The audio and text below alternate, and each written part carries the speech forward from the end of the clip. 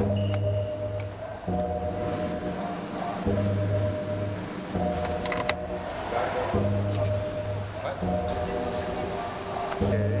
speed.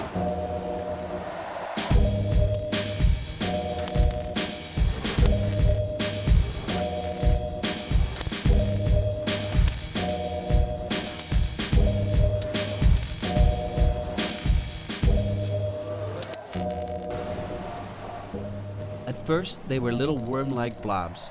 It was hard to see, but we saw a universe of possibilities. Of course, many things went wrong.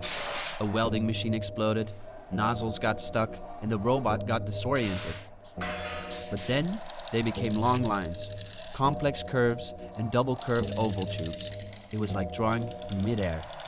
And after endless testing, we were able to speed up the process and produce this complex sculpture of lines.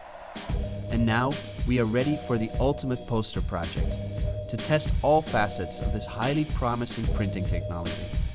A large-scale object that is functional and meaningful. We are going to print a steel bridge in Amsterdam.